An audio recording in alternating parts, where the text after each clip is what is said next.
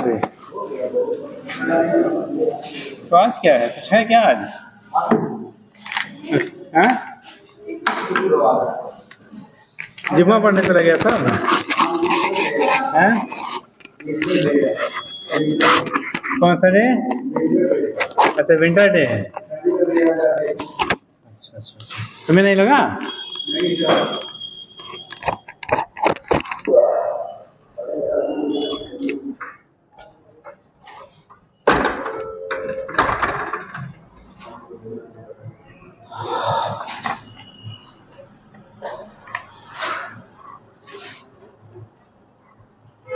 चलो बेटा,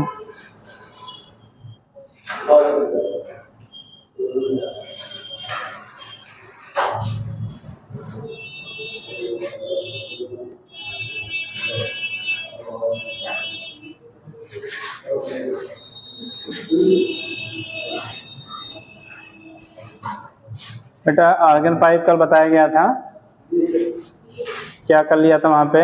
tuning part शुरू करना था ना। चलिए, कल आपको बता दिया गया था स्ट्रिंग वगैरह कैसे हो गया था बेटा। ठीक, एग्जाम चल रहा है। नेक्स्ट आपको स्टार्ट करना था बेटा आज। ये देखो कितना बढ़िया बनाया है।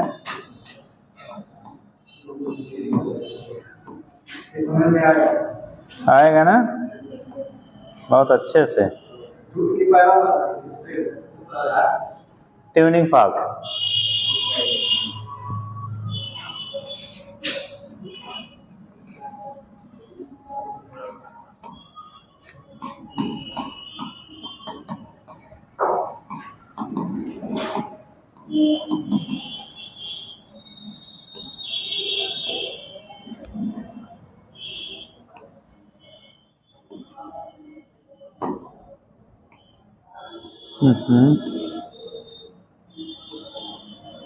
कैसा आ रहा है जी?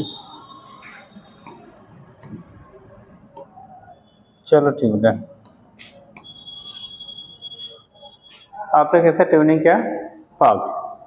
ट्यूनिंग फॉर्क आपको कल थोड़ा सा समझाया गया था बेटा कि ट्यूनिंग फॉर्क में क्या होता है। एक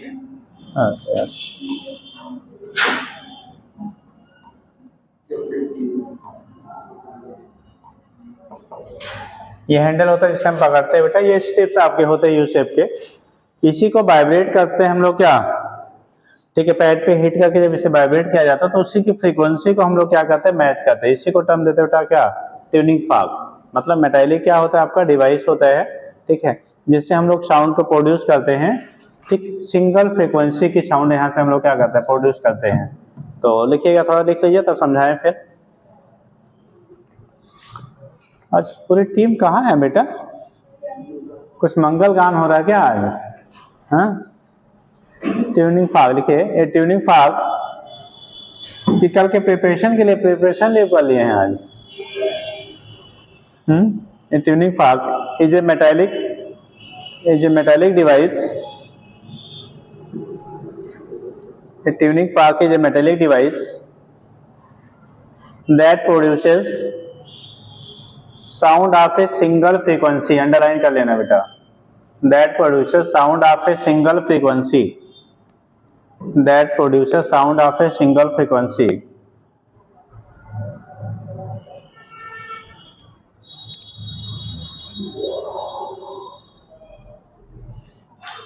Okay, single frequency. तो इसमें कंडीशन क्या होता है, यू शेप में हम लोग क्या करते हैं, किसी मेटालिक स्टेप को बेंड करके उसको हैंडल से कनेक्ट कर देते हैं और उसी को हम लोग वाइब्रेट करते हैं। तो जो वाइब्रेटिंग रॉड आपका होता है वो रेक्टेंगुलर का सेक्शन क्या होता है, बेंड कर दिया जाता है यू शेप का। रेक्टेंगुलर का सेक्शनल रॉड होता है, उसी को बेटा यू शेप में हम लोग क्या कर लेते हैं, बेंड कर लेते हैं। इसी को टर्म देते हैं ट्यूनिंग फॉर्क कह लेते हैं। ठीक, तो ये अरेंजमेंट जो आपका होता है उसी को टर्म देते हैं हम लोग tuning fork.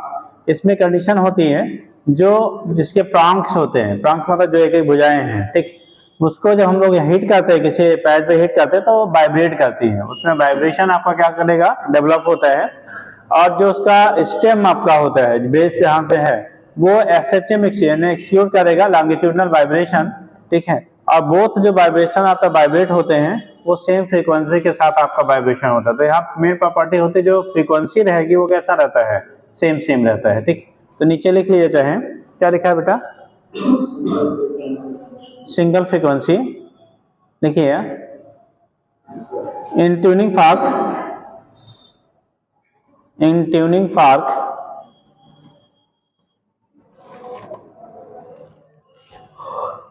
The prong, PRONGS, prongs मतलब जो स्टेप आपको दिख रही हैं साइड में, the prongs execute, EXCUT, execute transverse vibrations, execute transverse vibration and the stem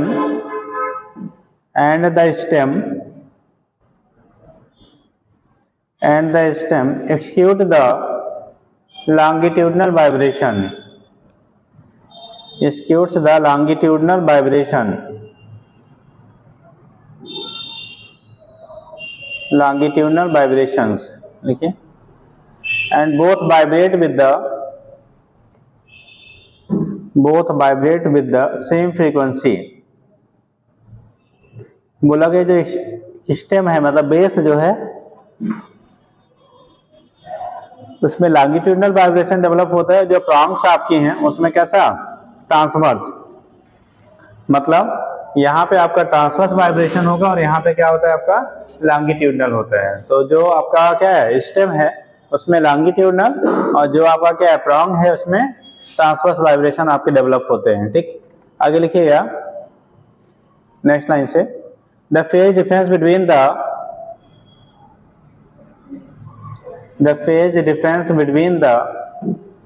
vibrations produced by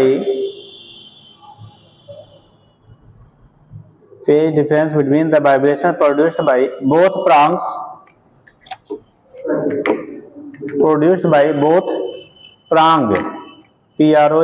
prongs of tuning fork is 0। दोनों जो प्रांग होंगे इनका जो वाइब्रेशन का फेज डिफरेंस होता है बेटा वो 0 होता है, मतलब दोनों सेम फेज में क्या करेंगे, वाइब्रेट करेंगे। तो फेज डिफरेंस की वैल्यू जो आपकी होती है वो क्या होती है, 0 होती है बेटा। ठीक,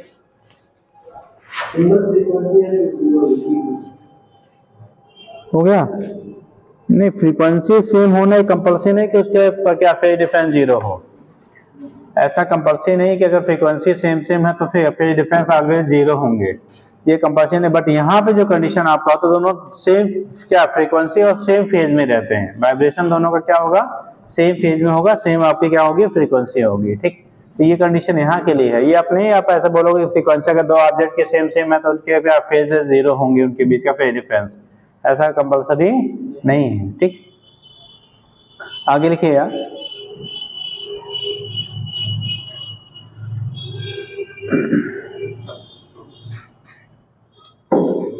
नीचे लिखे tuning fork are, next line से लिखिएगा, tuning fork are generally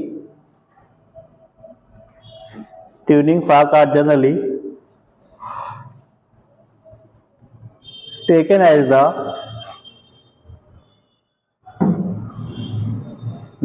the standard of frequency of pure note, frequency of pure notes, NOTES,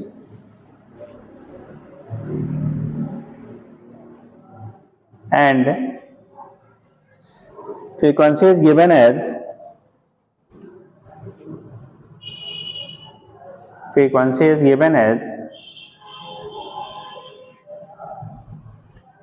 देखिए n proportional to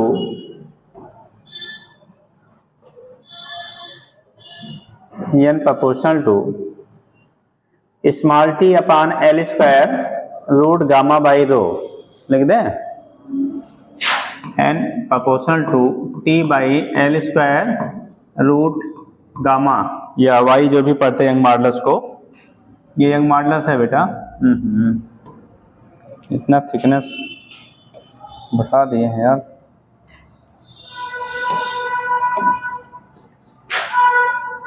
t by L square root gamma by rho. ये thickness जो आपका प्रांग की thickness है, जो metal उसकी है स्टेप जिसका बनाया गया प्रांग, उसकी थिकनेस ले लेते हैं टी। लेंथ आपका प्रांग का ले लिया जाए, जो होता है लेंथ ऑफ द प्रांग हो जाता है बेटा वाई जो है या गामा जो भी आप पढ़ते हैं वो आपका यंग मॉडुलस ऑफ इलास्टिसिटी हो जाएगी जिस मटेरियल का क्या बनाया गया है, और रो जो होता है density of material of tuning fork होता है। तो लिख लीजिएगा n proportional to t by L square root gamma या रूट वाई बाई क्या रो। कौन क्या है नीचे लिख लीजिए, where t equal to thickness of the prong. T जो होता है बेटा स्मॉल टी जो लिखा है ये टी थिकनेस ऑफ क्या प्रांग। प्रांग जो है उसकी मोटाई आपकी हो जाती है, ठीक, जो प्रांग यानी ये इसकी थिकनेस, और ये स्टेप होता है, ऐसा लाइन नहीं है, वो स्टेप होती है, ठीक। तो उस कंडीशन में अगर आपने प्रैक्टिकल किया होगा तो देखा होगा, ठीक, तो उस केस में क्या होगा, वो उसकी थिकनेस हो जाती है प्रांग की, ठीक। दूसरा एल लेंथ ऑफ प्रांग्स, ये जो निकली है साइड में उसे प्रांग कहते हैं बेटा। एल जो होगा लेंथ ऑफ प्रांग हो गया, वाई हो गया Young modulus of elasticity, Y जो है यंग्स मॉडुलस ऑफ इलास्टिसिटी। जिस मटेरियल का बना हुआ है क्या प्रांग, जिस मटेरियल का बना हुआ है बेटा उसका यंग मॉडुलस कहलाता है, मॉडुलस ऑफ इलास्टिसिटी। और गामा क्या हो गया बेटा, डेंसिटी ऑफ मटेरियल ऑफ, अरे रो, ठीक, डेंसिटी ऑफ मटेरियल ऑफ क्या ट्यूनिंग फॉर्क। जो ट्यूनिंग फॉर्क है उस जिस मटेरियल का बनाया गया है उसकी डेंसिटी आपकी है, रो ले लो डी ले लो जिससे भी आप रिप्रेजेंट कर लीजिए।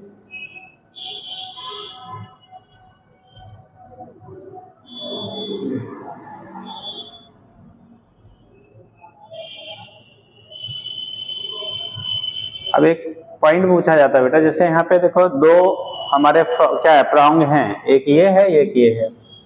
बोला जाता है अगर ये इनमें से एक प्रांग ब्रेक कर दिया जाए, तोड़ दिया जाए, ब्रेक हो जाए या ब्रेक कर दिया जाए, जो भी कंडीशन है, अगर ब्रेक कर दिया जाए तो जो फ्रीक्वेंसी आपकी वाइब्रेशन की होगी वो मिलेगी या नहीं, मतलब वो वाइब्रेट होगा या नहीं। अगर एक प्रांग को बेटा ब्रेक कर दिया जाए, तोड़ दिया जाए, तो जो आपका ट्यूनिंग फॉर्क है वो वाइब्रेट होगा या नहीं। उस केस में ट्यूनिंग फॉर्क में वाइब्रेशन होगा या नहीं। हाँ, एक प्रांग को हमने क्या कर दिया, ब्रेक कर दिया, या मान लो आप गलती से गिर के टूट गया, ऐसी पॉसिबिलिटी है। जो भी रीजन है, एक अगर प्रांग उसका ब्रेक हो जाए तो उस कंडीशन में क्या वहां वाइब्रेशन होगा। यहाँ पे अब आंसर होता है नो, ठीक। तो लिखिएगा, पॉइंट बना लीजिए, पॉइंट एरो नोट करिएगा। इफ डायग्राम ऐसे छोटा सा बना लेना, अभी पता तो रहे कैसा होता है, नहीं तो कोई दिखाया कि भैया क्या है तो बोलोगे डंडा है, हाँ? लिखो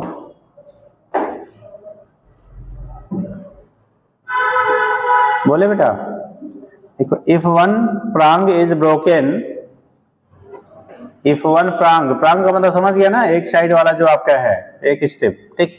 प्रांग is broken, tuning fork does not vibrate, tuning fork does not vibrate.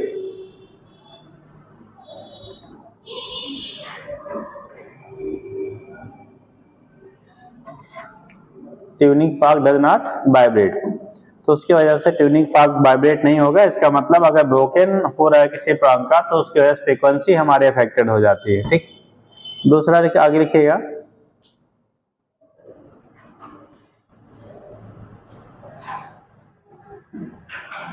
बोला जाता है कि दो प्रांग लिए गए बेटा, ठीक।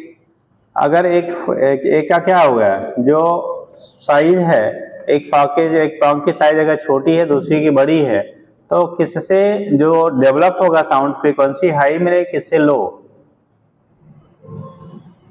अगर दो आपको दिया गया ट्यूनिंग फॉर्क, एक के प्रॉन्ग की साइज छोटी है, दूसरे की साइज बड़ी है, तो उस केस में किससे आपकी जो क्या मिलेगा, फ्रीक्वेंसी मिलेगी, उसकी फ्रीक्वेंसी साउंड की ज्यादा होगी, किससे कम होगी? बड़े वाले से ज्यादा ज्यादा फ्रीक्वेंसी मिलेगा, और छोटे वाले से? पक्का है? कैसे बता रहे हो भैया? वाइब्रेट कम करेगा। और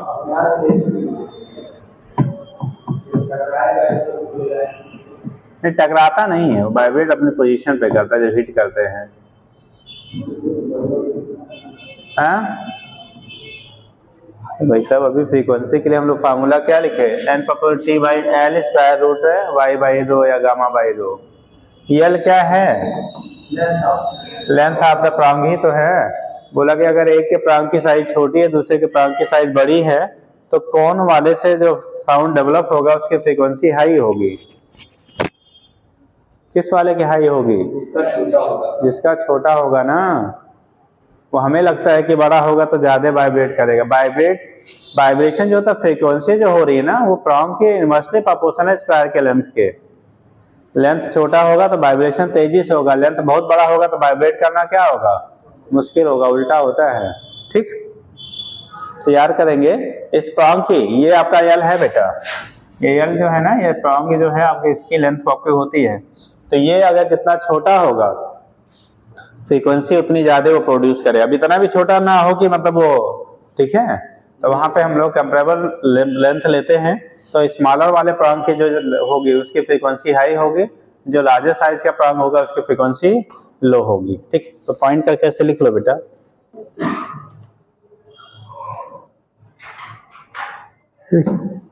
ये tuning fork of shorter prongs, ये ट्यूनिंग फॉर्क ऑफ शॉर्टर छोटा, ये tuning fork of shorter prongs gives high frequency tone, gives high frequency tone and vice versa, gives high frequency tone and vice versa, and vice versa। हो गया?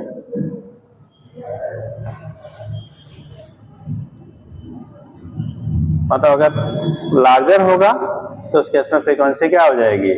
लो हो जाएगी। ठीक, next लिखेंगे,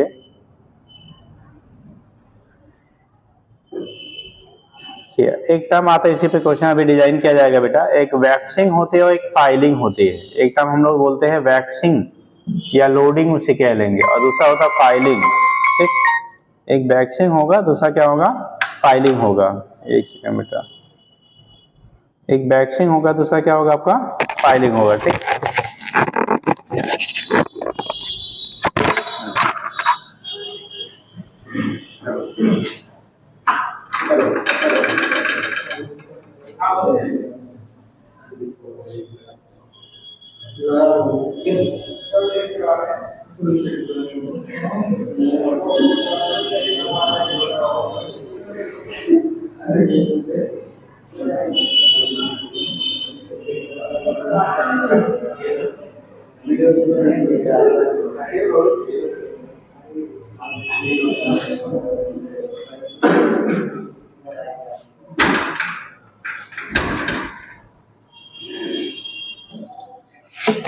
चलो, तो क्या लिखा आपने? And vice versa. ठीक, तो उस केस में जितनी लेंथ ज्यादा होगी उतनी फ्रीक्वेंसी क्या हुई? कम होगी। अगर लेंथ की वैल्यू कम है तो फ्रीक्वेंसी की वैल्यू क्या होगी? ज्यादा होगी। तो ये कंडीशन आपका होता है, इसके बेस हम लोग दिखा लेते हैं। ठीक, आगे लिखिएगा, नेक्स्ट पॉइंट कर लीजिए। The frequency of A tuning fork decreases, frequency of A tuning fork decreases, ये टर्म्स अभी यूज किया जाएगा क्वेश्चन सॉल्व करते समय। ठीक, डिक्रीजेस, टिक लेना, when it's prongs, when its prongs are loaded, LOADD, loaded, loaded with wax, wax हो या कोई मटेरियल, जनरली हम लोग वैक्स लेते हैं, with wax near the end.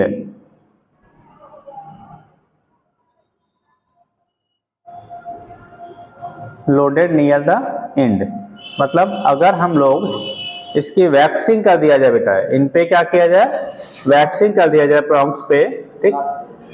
इस पे अगर आप वैक्सिंग कर देते बेटा ना, यहाँ पे वैक्सिंग कर दिया जाए तो इसकी जो फ्रीक्वेंसी आपकी होती है ना वो हमारी घट जाती है। वैक्सिंग करने पे अगर प्रॉन्ग्स पे एंड पे वैक्सिंग कर दिया जाए तो उस केस में जो फ्रीक्वेंसी आपकी होती है प्रॉन्ग की वो डिक्रीज कर जाएगी, ठीक। और दूसरा आपका होता है फाइलिंग। फाइलिंग का मतलब ऑलरेडी अगर लोडेड है, मतलब पहले से बैक्स उस पे लगा है, उस बैक्स को अगर रिमूव कर दिया जाए तो उसी को टर्म देते हैं फाइलिंग कहते हैं बेटा। अगर पहले से ऑलरेडी वैक्सिंग है और आपको फ्रीक्वेंसी दी गई है उसके बाद उसकी फाइलिंग कर दिया जाए। फाइलिंग करने का मतलब जो वैक्स था बेटा उसे रिमूव कर दिया जाए, तो जब रिमूव करेंगे ना तो जो फ्रीक्वेंसी होगी वो पहले के रिस्पेक्ट में बढ़ जाती है। यानी फाइलिंग करने पे फ्रीक्वेंसी इंक्रीज करती है ट्यूनिंग फॉर्क की, और वैक्सिंग करने पे फ्रीक्वेंसी डिक्रीज करती है। कॉन्सेप्ट याद रखिएगा, इसी का यूज करेंगे अभी क्वेश्चन लगाते समय। नंबर ऑफ बीट्स वगैरह जब फाइंड आउट करते हैं तो कितने बीट्स प्रोड्यूस होंगे वो सारी चीजें डिसाइड करते समय, या किसकी फ्रीक्वेंसी हाई है लो है, उसके टर्म में हम लोग फिर इस पॉइंट का यूज करेंगे, ठीक है। और क्वेश्चन उसी पे खूब पूछा जाता है, तो लिख लीजिएगा। क्या लिखा बेटा, पॉइंट बोलो। Near the end, next point कर लीजिएगा। तो अगर एंड पे हम लोग क्या करेंगे, वैक्सिंग कर देंगे तो फ्रीक्वेंसी हमारे ट्यूनिंग फॉर्क की डिक्रीज कर जाए। दूसरा क्या, the frequency of tuning fork, the frequency of tuning fork increases, frequency of tuning fork increases when prongs are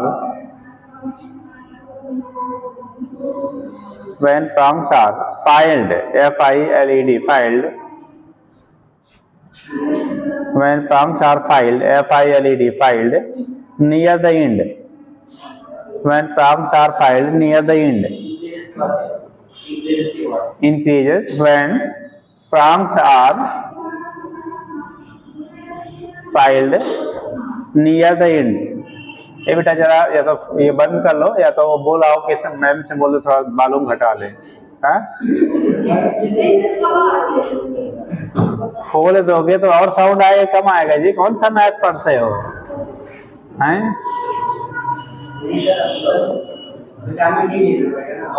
vitamin D हवा में नहीं होता, धूप में जाना पड़ता है, इसीलिए थोड़ा सा बायोलॉजी भी जानते रहो। इन लोगों से पढ़ लिया करो, पीछे जो आगे पीछे डॉक्टर वॉक्टर है। हाँ, विटामिन डी हवा से लेगा, हाँ तो पंखा में लटक जाओ। चलो लिखो, हो गया बेटा।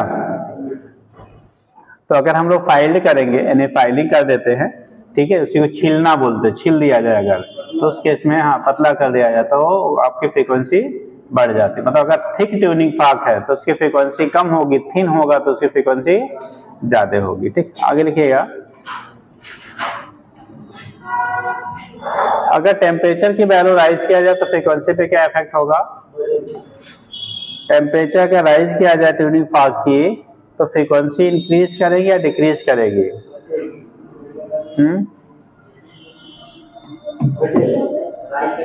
टेम्परेचर राइज करने पे ट्यूनिंग फॉर्क की फ्रीक्वेंसी पे क्या इफेक्ट होगा। घटेगा वाले हाथ उठाओ, क्यों, लेंथ में इंक्रीजमेंट होगा फॉर्क के, ठीक है। लिखिएगा, the frequency of tuning fork,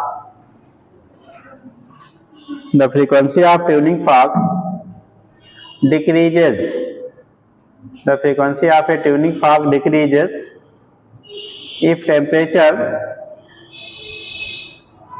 frequency of a tuning fork decreases, ठीक, if क्या लिखा, टेम्परेचर,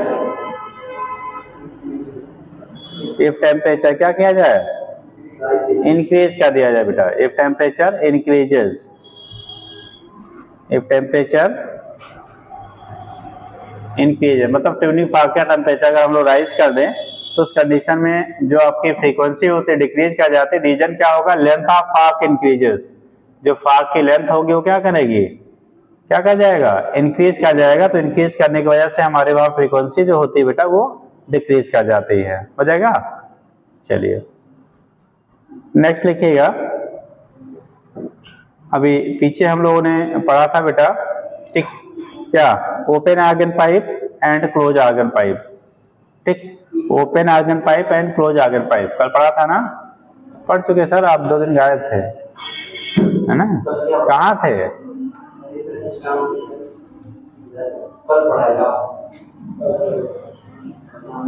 चलिए फिलहाल वो हो गया है। तो उस केस में क्या होता है, एक टर्म्स आता है इंड करेक्शन। क्या आता है बेटा? End correction.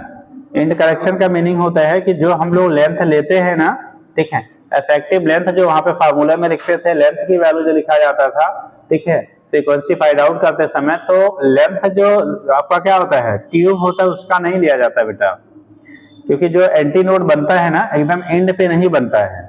एंटी नोड का जो फॉर्मेशन होता है बेटा, एकदम टर्मिनल पे नहीं होता है, एंड पे नहीं होता है, बल्कि एंड से थोड़ा सा आउटसाइड होता है, ठीक, कहाँ पे, एंड से आउटसाइड होता है। जबकि एक जगह हम लोगों ने लिखा था जहां पे एंड से कहाँ होता था, अंदर होता था। यहाँ पे क्या होता है, जब हम लोग क्या किसी आर्गन पाइप की बात करते हैं, तो जो भी हमारा ओपन आर्गन पाइप आपका होगा अगर, ठीक, इसी को हम लोग पढ़ेंगे टर्म में, इंड करेक्शन के टर्म में, ठीक।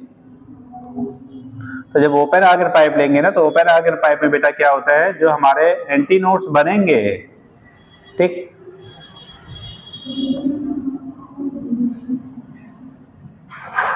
जो एंटी नोड का फॉर्मेशन आपका हो रहा है, वो एग्जैक्टली जो होता है जहां पे आपका आर्गन पाइप क्या एंड हो रहा है, वहीं पे नहीं होता, बल्कि थोड़ा सा उससे बाहर आपका लाई करता है। तो अगर इसकी लेंथ हमारी एल हो, लेंथ कितना हो आपका, एल हो, जैसे इसे जहां पे दोनों के क्या एम्पलीट्यूड 0 होता है, उसे आपने नोड कहा था, और इसे क्या कहा था आपने, एंटी नोड। तो एंड पे आपका एंटी नोड होता था, और आपका मिड पॉइंट पे क्या होता था, जहां पे दोनों का नेट एम्पलीट्यूड 0 होता था, उसे हम लोग नोड कहते थे। तो उस केस में क्या होगा, अगर इसकी स्ट्रिंग की लेंथ एल है, यानी कि जो आर्गन पाइप है इसकी लेंथ बेटा अगर एल है, ठीक, तो जो इफेक्टिव लेंथ होगा, एल डैश की जो वैल्यू आपकी होती है, जो हम लोग क्या लेंगे फिर, एल डैश लेंगे, तो एल डैश की वैल्यू, ये भी मैच कर जाएगा यार, एल डैश की जो वैल्यू होगी ना, इसे मान लिया एल डैश है, तो एल डैश की वैल्यू स्लाइटली एल से ज्यादा होता है। एल डैश की जो वैल्यू होगी उसी को इफेक्टिव लेंथ क्या लेंगे, इफेक्टिव लेंथ जब लेंगे तो एल डैश की जो वैल्यू आपकी होती है L plus 2e, 2 small e, ठीक। तो e को ही हम लोग इंड करेक्शन कहते हैं, e की वैल्यू जो होती है 0.6 r के बराबर होता है। यहाँ पे जब लिखेंगे दोनों साइड से ओपन है ना, तो यहाँ पे इफेक्टिव लेंथ जो होगा, इफेक्टिव क्या लेंथ की जब वैल्यू निकालते हैं, तो एल डैश की वैल्यू एल प्लस 2e, और स्मॉल ई की जो वैल्यू होती है 0.6 आर। अगर इस ट्यूब की रेडियस हमारी कितनी है, आर है, तो यहाँ पे यही वैल्यू होगा एल प्लस 2 इंटू 0.6 आर के बराबर हो जाता है, ठीक। आर यहाँ से मल्टीप्लाई करोगे तो एल प्लस 1.2 आर के क्या होगा, बराबर होगा, ये एल डैश की वैल्यू है। इसे इफेक्टिव लेंथ कहेंगे। ये ओपन आर्गन पाइप है, कैसा बेटा, ओपन आर्गन पाइप, ये ओपन आर्गन पाइप है। और जब हम लोग क्लोज आर्गन पाइप की बात करेंगे, नेक्स्ट पेज ले ले, क्या यही बना दें, यही बनाए, कंपेयर हो जाएगा। देखो जब क्लोज आर्गन पाइप आपके बात करोगे, किसकी बात करेंगे, क्लोज आर्गन पाइप की बात करेंगे, तो उस केस में एक एंड पे आपका क्लोज होगा, दूसरा एंड कैसा होगा बेटा, ओपन होता है। क्लोज आर्गन पाइप की प्रॉपर्टी होते हैं, एक एंड हमारा ओपन होगा, एक एंड क्या होगा, क्लोज होगा, तो इसे आपने क्लोज आर्गन पाइप कहते थे। हमेशा ओपन एंड पे बोला गया था एंटी नोड का फॉर्मेशन होता है, और क्लोज एंड पे ऑलवेज क्या होगा, नोड का फॉर्मेशन होता है। आर्गन पाइप में हमेशा ओपन एंड जो होगा उस पे एंटी नोड बनेगा, और क्लोज एंड जो होता है उस पे हमेशा क्या बनता है, नोड बनता है। तो यहां से जब दिखाएंगे ना, इसके बेस पे जब दिखाओगे बेटा, तो एक हो गया हमारा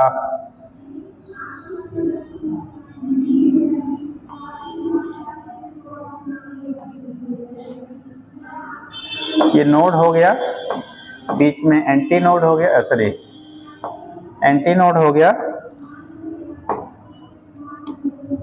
क्या बड़ा गड़बड़ है यार, बीच में एंटी नोड हो गया, और फिर यहाँ पे नोड हो गया, और यहाँ पे एंटी नोड हो गया।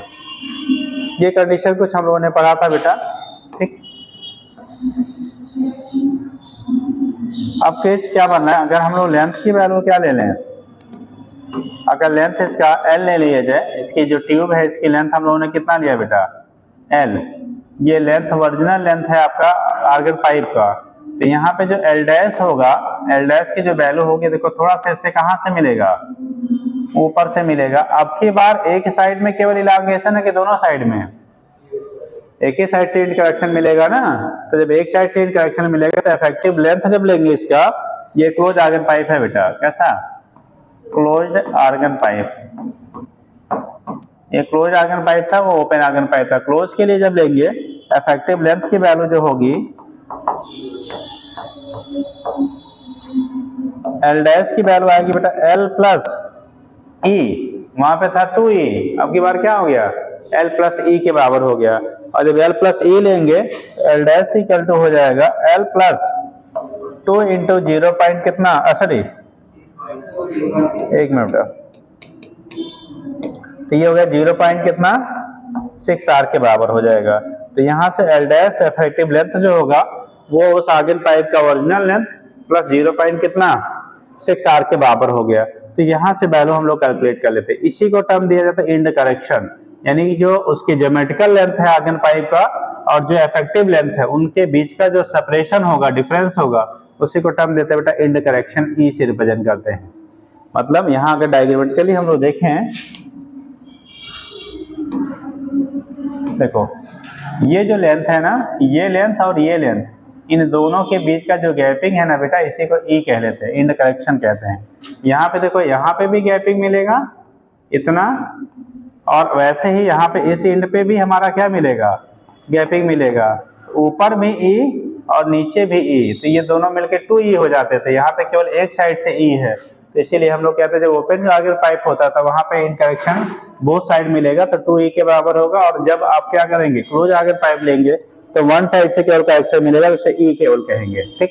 तो इसी को टर्म देते बेटा इंड करेक्शन। तो लिख लीजिएगा 2 लाइन, हेडिंग बना लो इंड करेक्शन। समझ गया ना क्या होता है मतलब जो इफेक्टिव लेंथ आपका होता है आर्गन पाइप का, वो यहाँ से हम लोग डिटरमाइन करते हैं, ठीक। और टीम वाले तुम्हारे कहाँ बेटा आज गायब, आज एग्जाम है बीएससी वालों का, क्या है पार्ट 1 का, हाँ नहीं फर्स्ट ईयर वालों का आज एग्जाम है, फर्स्ट सेमेस्टर शायद आज स्टार्ट हो रहा है, लेकिन मेरा नहीं, आपका नहीं है, तो सब्जेक्ट आज नहीं होगा, बायो वायो रहा होगा तो क्या बुराई है यार, तुम भी चाहते हो, अरे तुम भी चाहते हो ऐसा, तब जो भी करना करने हैं तो उसको, हाँ इनका भी करवा देना जहाँ तुम करवाए हो।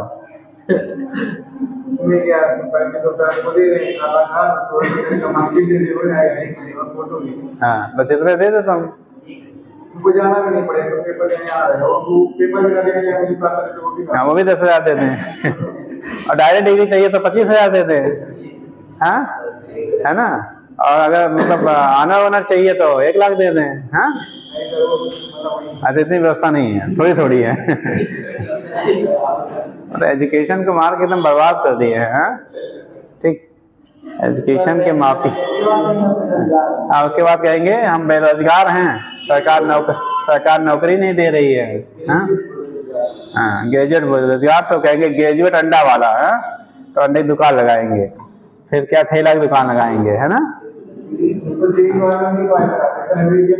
हाँ नहीं एमबीबीएस वाले में देखे होंगे कहीं, कहाँ डी फार्म एमबीबीएस है यार, अगर वो एमबीबीएस किया हुआ है तो कोई भी ऐसा बंदा नहीं है जो ठेला लगाएगा, बीटेक वाला ठेला लगाता है, हाँ कहाँ पे, वो तुम्हारे टाइप की डिग्री लिया होगा पक्का है, मतलब रहता होगा घर पे और डिग्री ले लिया होगा कहीं और से, तो बोला ना ऐसी डिग्री वाला है, हाँ? अगर प्राइवेट में जाके पढ़ेगा तो ऐसा नहीं रहेगा कि वो मतलब है ना, अगर वो पढ़ के गया है कहीं भी कहीं से कर रहा है तो ये स्थितियां नहीं आएगी, ठीक। अब वही है जैसे आप घर बैठे वो डिग्री वहां से मिल गई, ठीक, उच्च कोटि की, तो फिर वो बात अलग का है ना जी, हाँ या उसकी शौक हो भाई तो गलती से उसने एडमिशन ले लिया तो उसको पहले ठेला लगाना चाहिए था, है ना, माँ बाप को काहे बदनाम किया, हाँ चलो देखो भैया खुद ही करते हैं। हाँ एमबीबीएस कर रहा है सर, वहाँ कोऑर्डिनेटर लाइब्रेरी। अच्छी अच्छी बात है यार।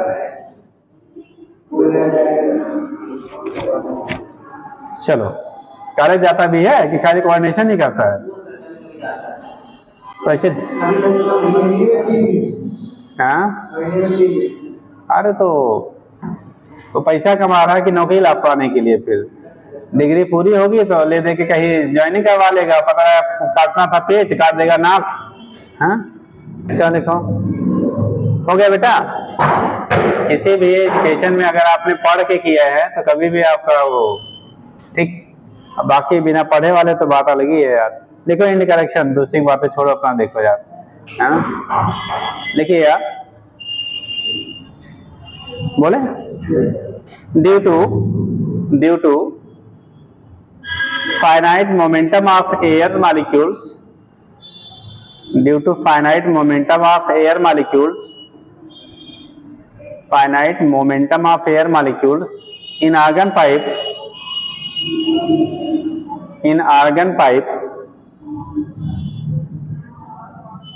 reflection takes place, जो रिफ्लेक्टेड रे होगी वेव होगी, reflection take place not exactly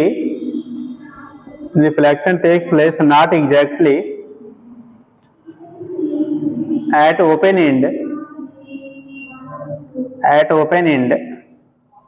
but somewhat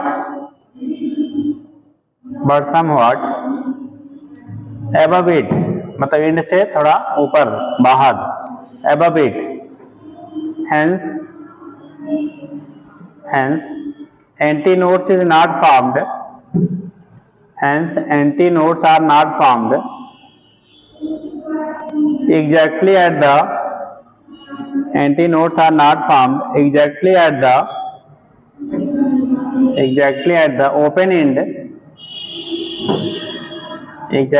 open end,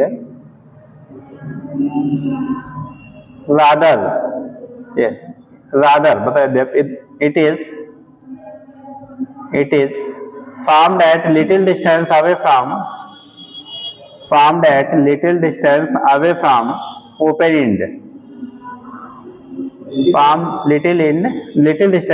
from open end outside it, बाहर की तरफ,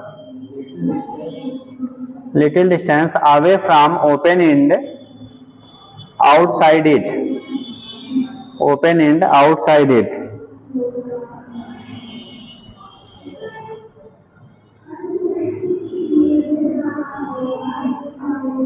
आगे लिखिए, the distance of antinode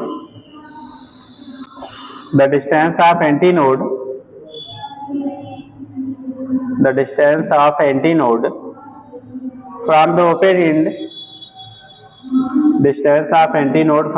end, is known as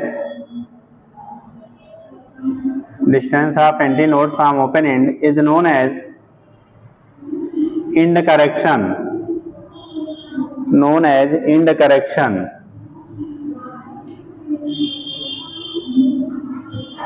and given by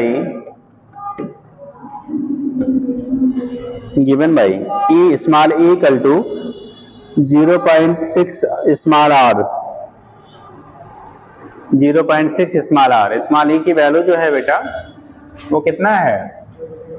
0.6 small r के क्या होगा बराबर, यहीं कहीं लिख लेना, e की वैल्यू होगा 0.6 स्मॉल r। स्मॉल r है रेडियस ऑफ द क्या, किसका? अरे यहाँ पार्क कहाँ है जी? Organ pipe, radius of organ pipe. अच्छा चलिए ठीक ठीक, अरे अपने पे विश्वास रखिए, पड़ोसी पे छोड़ दीजिए।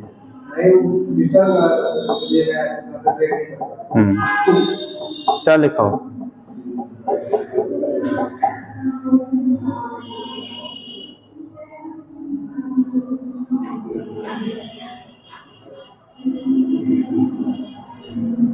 हो गया?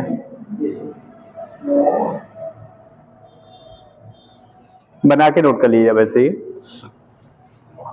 बना के यहां से नोट कर लो। ये ओपन के लिए है बेटा, ये क्लोज के लिए है।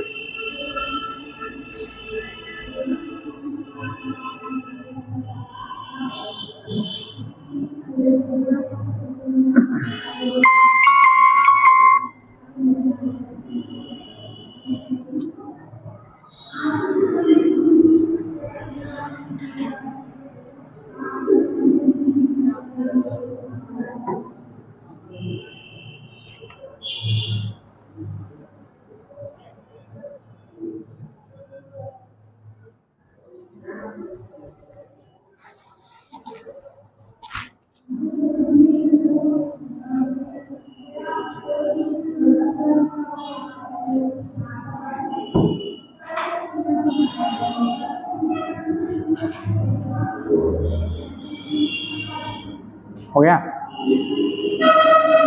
चलिए,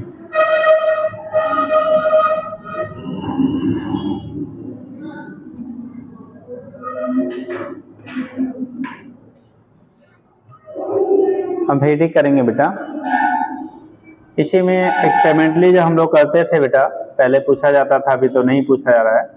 जो रेजोनेंस ट्यूब में क्या होता है, एक हमारा यू टाइप का ट्यूब दो रखते हैं, एक यू शेप की उसे पाइप से उसे कनेक्ट कर दिया जाता है, ठीक।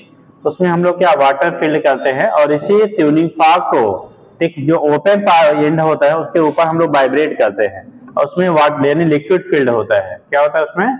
लिक्विड फील्ड होता है ट्यूब के अंदर। तो जब फ्रीक्वेंसी ट्यूनिंग फॉर्क का और उस लिक्विड कॉलम का दोनों मैच करता है, उस समय आपको प्रॉपर्ली साउंड सुनाई पड़ता है, ठीक है। प्रैक्टिकल पहले हुआ करता था, अभी तो कंडीशन ही पता नहीं क्या है, ठीक। तो उस केस में वहां पे आपको साउंड सुनाई पड़ता है, उसी को हम लोग रेजोनेंस ट्यूब कहते हैं, ठीक। क्या करेंगे, जब हम ट्यूब में लिक्विड फिल करेंगे तो उसका बिहेवियर होगा as a close organ pipe. कैसा बिहेव करेगा वो? क्लोज आर्गन पाइप की तरह बिहेव। जैसे मान लो कोई ट्यूब है, अब उसमें पानी आपने भर दिया, इस तरह से कुछ हमारा होता है।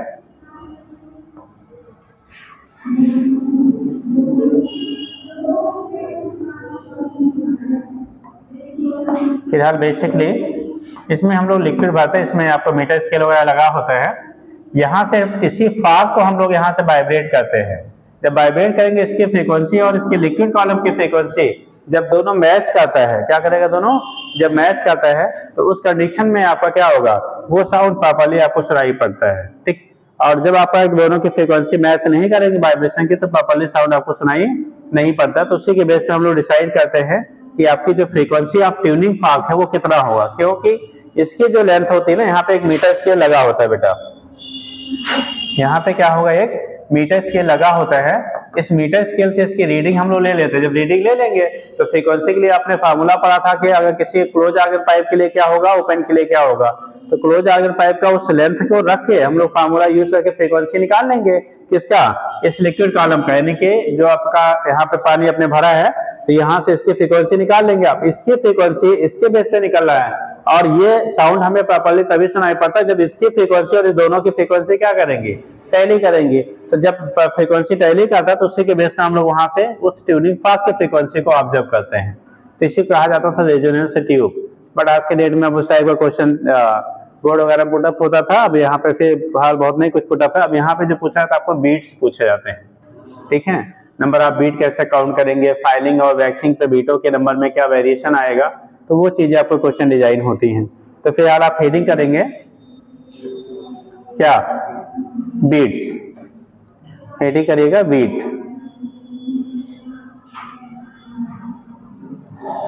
अब जरा समझ लो बेटा, अगर दो साउंड आपके सोर्सेज हैं, कोई भी साउंड वेव हैं जिनकी फ्रीक्वेंसी स्लाइटली डिफरेंट हो, बहुत ज्यादा डिफरेंस होगा तब भी प्रॉपर बीट नहीं सुनाई पड़ेगा, जब नहीं होगा।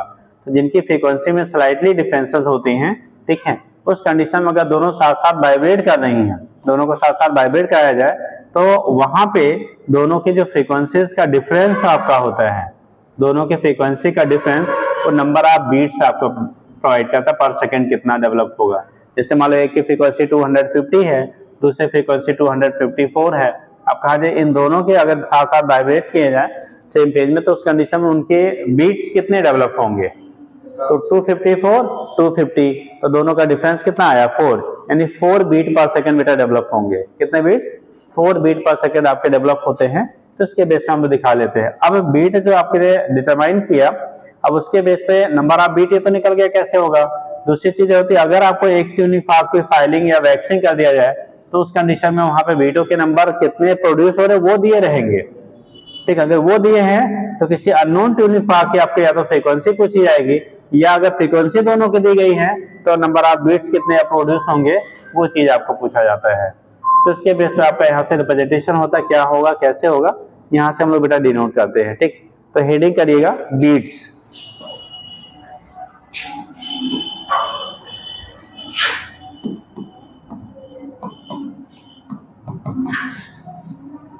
हेडिंग करेंगे आप क्या, बीट लिखना। When two sound waves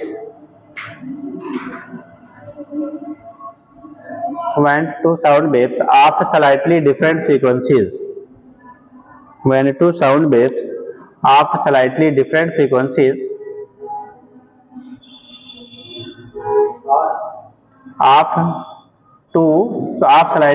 क्या लिखा, of slightly different frequencies, when two sound waves of slightly different frequencies traveling in a medium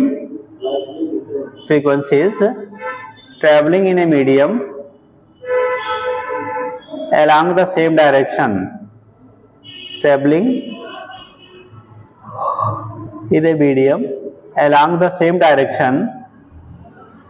along the same direction, देखिए, they superimpose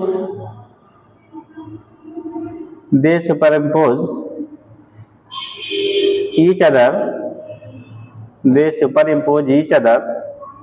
and the intensity of the resultant sound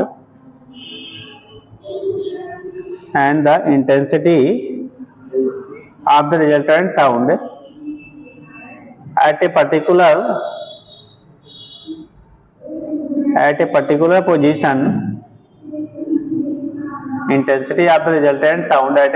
position, rises and falls regularly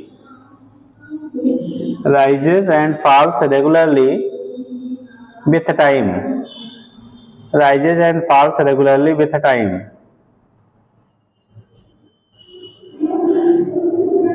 This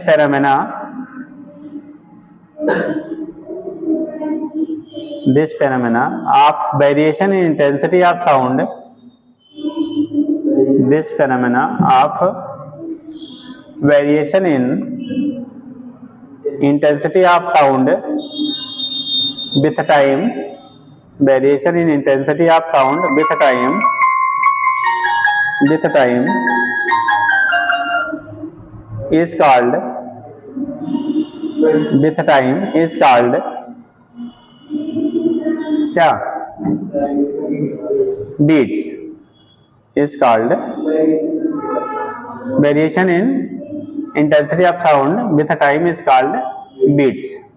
उसी को नाम देते हैं बेटा हम लोग, क्या कह लेंगे, बीट्स कह लेते हैं। नाम क्या होगा उसी का, बीट्स आप कह लेते हो। तो कैसे टाइम के साथ वो पर्टिकुलर पोजीशन पे वैरी कर रहा है, ठीक है, उसी को हम लोग कह लेते हैं क्या, बीट्स कह लेते हैं, ठीक। टाइम के साथ उसके वेरिएशन जो आपका हो रहा है उसी को बीट्स कहते हैं। अब कंडीशन क्या होगी बेटा, देखो कोई भी चीजें दो हम डिस्टिंग्विश तभी कर सकते हैं, एक दिन आपको पहले समझाया था परसिस्टेंस ऑफ हियरिंग, याद आ रहा है, जब साउंड शुरू किया था तभी बोला था परसिस्टेंस ऑफ हियरिंग। इको जब बताया था तो आपको बोला था कि किसी भी साउंड की इको हमें तभी सुनाई पड़ती है जब डायरेक्ट साउंड और रिफ्लेक्टेड साउंड के बीच का टाइम इंटरवल 1/10 सेकंड से ग्रेटर हो, यानी 0.1 सेकंड से ज्यादा हो, तब जाके आपको वो साउंड का इको सुनाई पड़ता है। क्या होगा, उस कंडीशन में साउंड की हमें क्या सुनाई पड़ेगी, इको सुनाई पड़ेगी। तो साउंड की बेटा इको तब सुनाई पड़ेगा जब आपका क्या हो रहा है, जो रिफ्लेक्टेड साउंड है और जो आपका डायरेक्ट साउंड आपको मिला, जैसे हम बोल रहे हैं डायरेक्ट आपको साउंड आ रहा है, फिर मान लो वॉल से टकराने के बाद दोबारा साउंड आ रहा है, अगर इन दोनों साउंड के बीच का टाइम इंटरवल कितना हो, 0.1 सेकंड से ग्रेटर हो, तब तो आप रिफ्लेक्टेड साउंड यानी इको को आप सुनाई पड़ेगा आपको, अदरवाइज सुनाई नहीं पड़ेगा। उसी को आपने पढ़ा था परसिस्टेंस ऑफ हियरिंग, समझाया था, वैल्यू होता था 1/10 सेकंड या 0.1 सेकंड, याद है। चलिए तो उसे क्या कहते हैं, अब हम लोग इक्वेशन कैसे बीट की बात करते हैं, कैसे इक्वेशंस काउंट करेंगे बीट के लिए, ठीक। और उसके बाद उसी के बेस पे हम लोग बीट फ्रीक्वेंसी वगैरह आगे डिस्कस करेंगे, ठीक। तो लिखिएगा इक्वेशंस ऑफ बीट्स।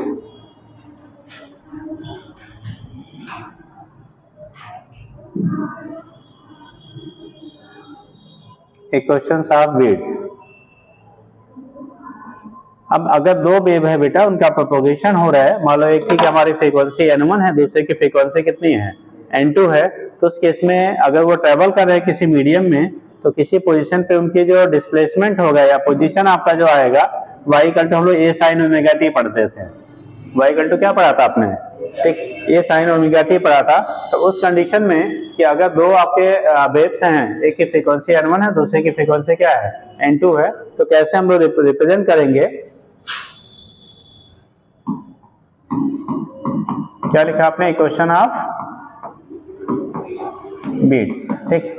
तो अगर फ्रीक्वेंसी बेटा एक की हमने n1 ले लिया, तो y1 की जो वैल्यू होगा a sin omega 1 into t, a sin omega t होता था, ओमेगा की वैल्यू होता है बेटा 2 पाई n1 इंटू टी हो गया बेटा, एक इक्वेशन हमने ये बना दिया। एंड दूसरा वाला होगा y equal to a sin omega 2 into t equal to हो जाएगा ये sine 2 pi n2 into t, ये क्वेश्चन आपका सेकंड हो गया। पहला हो गया a sine 2 pi n1 into t, दूसरा हो गया a sine 2 pi n2 into t, a sine 2 pi n1 into t, दूसरा हो गया a sine 2 pi n2 into t हो गया। तो यहां से आपका हो गया y1 और y2 उनके डिस्प्लेसमेंट का जो इक्वेशन बनेगा वो क्या बनेगा। अब जब हम लोग सुपरपोजिशन पढ़ा था y इक्वल टू क्या y1 plus y2, vector y equal to y1 plus y2, अगर दोनों सेम फेज में वाइब्रेट करें, चूंकि देखो दोनों का इक्वेशन क्या है, फेजर सेम है, फेज डिफरेंस नहीं यहाँ दिखाया गया, यानी दोनों सेम फेज में वाइब्रेट हो रहे हैं, और जब सेम फेज में वाइब्रेट होते हैं बेटा, तो रिजल्टेंट जो एम्पलीट्यूड होगा वो दोनों के सम के बराबर हो जाएगा। नेट आपको जो मिलेगा y की वैल्यू y1 प्लस क्या हो जाएगा y2, और दोनों सेम फेज में है तो दोनों क्या हो जाएंगे, ऐड हो जाएंगे। तो यहाँ से अगर y की वैल्यू निकालेंगे सुपरपोजिशन प्रिंसिपल से, तो y1 प्लस y2 के क्या होगा, बराबर होगा। y1 की वैल्यू है बेटा a sine 2 pi n1 into t plus a sine 2 pi n2 into कितना हो गया, t हो गया 2 पाई, ठीक है। पहले वाला a sine 2 pi n1 into t, और दूसरा वाला हो गया a sine 2 pi n2 into t हो गया। अगर इनकी वैल्यूज को हम लोग क्या करें, पुट करें, तो यहां से क्या करोगे, अगर इन दोनों को ऐड किया जाए तो देखो a sine pi into T common हो जाएगा, a sine pi into T क्या है दोनों में, तो देखो a साइन, ठीक, 2 पाई इंटू टी, जैसे यहाँ पे आप लिख रहे हो, यहाँ पे a sine 2 pi into n2 into t है, तो अगर हम लोग यहाँ से कॉमन कर ले, इन फैक्टर को क्या कर लिया जाए, कॉमन कर लिया जाए, तो जब कॉमन करोगे तो उस केस में ब्रैकेट में जो आएगा n1 प्लस क्या हो जाएगा, n2 के बराबर हो जाएगा। जो ब्रैकेट में आएगा वो n1 प्लस कितना हो जाएगा, n2 के बराबर होगा। तो उनको हम लोग पुट करके वहां से कंपेयर करके वैल्यू दोनों को क्या करते हैं, डिटरमाइन करते हैं। तो लिखिएगा क्या लिखा है, क्या लिखा बेटा, अभी कुछ लिखा नहीं है, लिखिएगा if two waves of equal amplitude, एक सेकंड बेटा,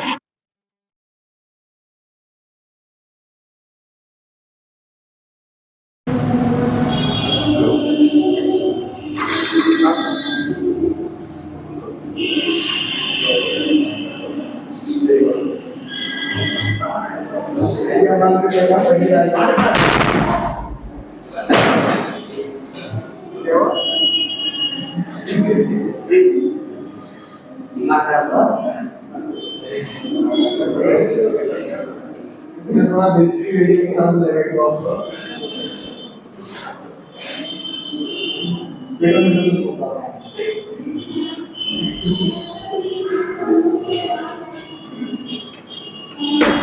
कितना तेज वाला आराम से करना चाहिए। तोड़ दोगे वैसे ही टूटा फूटा है, वो उखड़ के नीचे चला आया है, क्यों,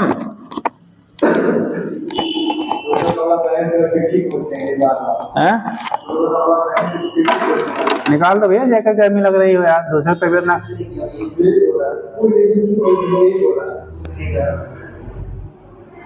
आप लोग प्राइमरी के नहीं हो कि ABCD चीजें सिखाई जाए, जीने और खाने और बैठने के तरीके, तो कृपया इतना आप उसके साथ रहा करिए कि इन पॉइंट पे फिर बोलना ना पड़े किसी को, ठीक।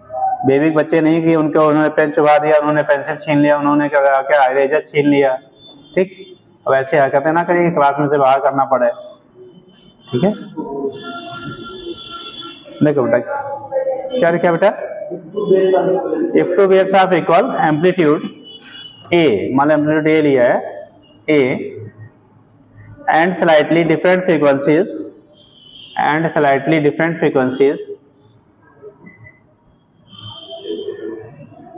N1 and N2 frequencies N1 and N2 traveling in a medium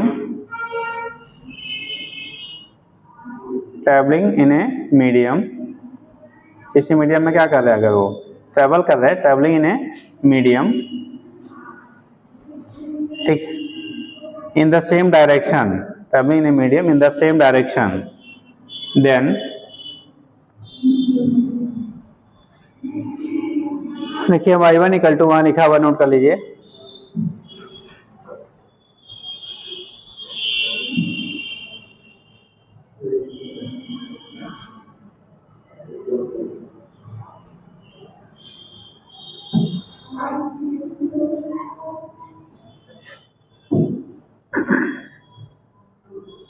हो जाएगा।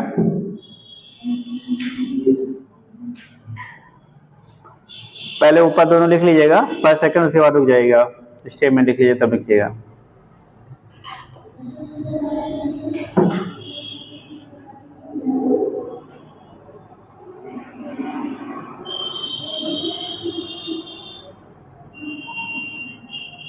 हो गया, नीचे लिखिएगा, by principle of superposition by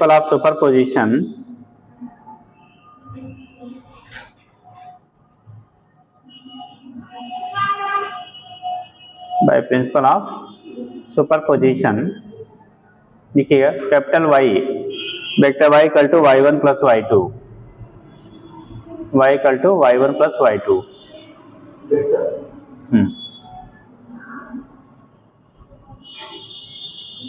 अब अगर यहाँ पे वैल्यू पुट किया जाए y1 और y2 का बेटा, तो रिजल्टेंट कितना आएगा जब निकाल के बताओ। अगर y1 और y2 की वैल्यू यहाँ पे पुट किया जाए इस क्वेश्चन में, ठीक, तो रिजल्टेंट वैल्यू क्या आएगा? ये sin 2 pi t कोष्टक में नियम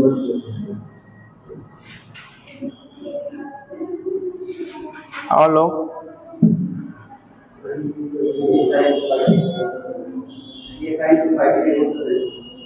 n1 प्लस n2।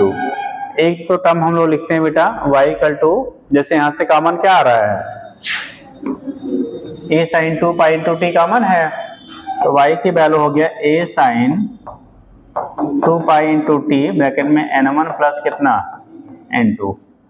इसी को स्मॉल a जो है वो ईच वेव का एम्पलीट्यूड है, क्या है, ईच वेव का एम्पलीट्यूड है। अगर इसी को रिजल्टेंट एम्पलीट्यूड कैपिटल A के टर्म में लिखा जाता है, इसी को जब इक्वेशन को हम लोग रिजल्टेंट एम्पलीट्यूड किसके कैपिटल A के टर्म में लिखते हैं, तो वहां पे रिलेशन बनता है y equal to capital A sine pi bracket में n1 plus n2 into t, और कैपिटल A की जो वैल्यू होती है वहां पे 2 small a cos pi n1 minus n2 into t. अरे अपने sine theta into cos theta, ठीक, sine square theta cos square theta equal to 1, तो उसी को मॉडिफाई करके हम लोग यहाँ से क्या करते हैं, कन्वर्ट करते हैं। तो नीचे लिख लीजिएगा y इक्वल टू ये sine 2 pi into t bracket में n1 प्लस l2 r करके लिख लो, r y इक्वल टू, ये नोट कर लो तब बोले,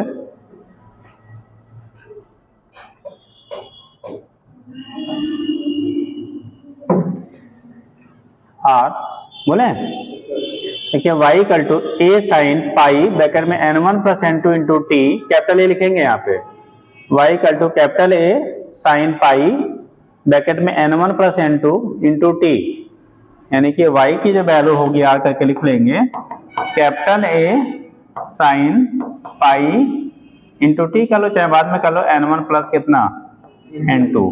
यहाँ पे लिखेंगे वेयर, नीचे लिख लीजिएगा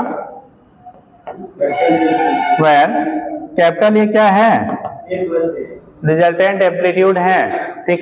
और उस केस में उसकी वैल्यू जो मिलेगी, लिखिए capital A equal to 2 small a, capital A equal to 2 small a cos pi into t bracket में n1 minus n2, capital A equal to 2 small a cos pi into t bracket में n1 minus n2। इसी को हम लोग कह देते हैं बेटा एम्पलीट्यूड ऑफ रिजल्टेंट वेव। क्या कहलाएगा, amplitude of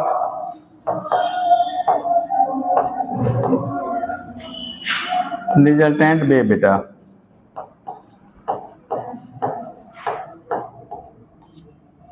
amplitude of resultant wave कहलाता है, this is called amplitude of resultant wave. तो यहां से हम लोग रिप्रेजेंट कर लेते हैं क्या होगा कैसे होगा, उसके बेस पर रिप्रेजेंटेशन हो जाता है, ठीक। तो ये तो हो गया इक्वेशंस ऑफ बीट्स, ठीक। अब कैसे निकालेंगे 1 बीट, क्या होगा बेटा, एक बीट किसे कहेंगे, एक बीट क्या होगा, हाँ एक ही सोर्स से या एक ही डायरेक्शन में निकलते हुए दो डिफरेंट फ्रीक्वेंसी के बीच का डिफरेंस पर सेकंड में नंबर ऑफ बीट, तो ऑटो बीट फ्रीक्वेंसी उसे कहेंगे, ठीक। एक बीट क्या होगा,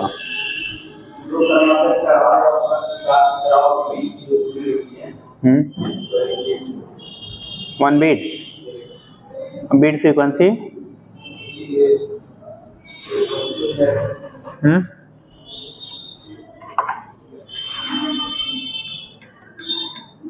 एक सेकेंड में जितने क्या होंगे नंबर ऑफ बीट्स प्रोड्यूस होंगे उसी को हम लोग बीट फ्रीक्वेंसी कह लेंगे यार। फ्रीक्वेंसी मतलब क्या, पर सेकेंड को कहते हैं ना, तो पर सेकेंड जितने बीट आपके क्या होंगे फॉर्म होंगे उसी को हम लोग बीट फ्रीक्वेंसी कह लेंगे, ठीक। तो लिख लीजिए टर्मिनोलॉजी, बीच बीच में आता है। पहले 1 बीट, वैसे ज्यादा हमें बीट फ्रीक्वेंसी की जरूरत है, beat period and beat frequency, but आप समझ लीजिए 1 बीट, देखिएगा। If the intensity of sound, sorry, if the intensity of sound is maximum at a time, if the intensity of sound is maximum at a time, suppose that initially t equal to 0 ले लिया, at a time t equal to 0, at a time t equal to 0, at a time क्या लिखा, t equal to 0 लिखो। 1 beat is said to be formed, 1 beat is said to be formed, 1 beat is said to be formed when, 1 beat is said to be formed when intensity becomes maximum again, intensity becomes maximum again after becoming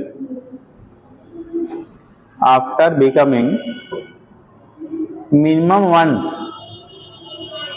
after becoming minimum once in between, मतलब minimum once, एक बार minimum हो फिर maximum हो, तो उनके बीच का जो होगा उसी को हम लोग क्या कहेंगे, 1 बीट कहेंगे। मतलब मैक्सिमम जिस t equal to 0 पे लिया, फिर क्या हो, दोबारा मैक्सिमम हो, उसके बीच में एक क्या हो, मिनिमम हो, तो उसी को हम लोग 1 बीट कहेंगे, ठीक। जैसे मैक्सिमम हुआ फिर मिनिमम हुआ फिर मैक्सिमम हुआ, तो ये आपका क्या हुआ, एक बीट का क्या करेगा, काम करेगा, उसी को हम लोग एक बीट कह लेते बेटा, ठीक। अब ये तो कंडीशन हो गया एक beat, minimum once in between, मतलब दोनों मैक्सिमम के बीच में एक मिनिमम होना चाहिए, ठीक। आगे लिखेंगे बीट पीरियड, बीट पीरियड,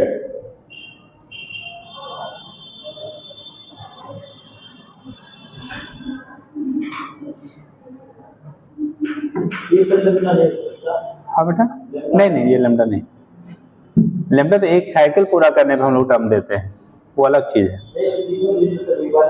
नहीं बीट मतलब एक बार मैक्सिमम हुई फिर 0 हुई फिर हमारा मैक्सिमम हुआ, ठीक, उसको हम लोग कहते हैं एक बीट। देखिएगा बीट पीरियड, देखो the time interval between two successive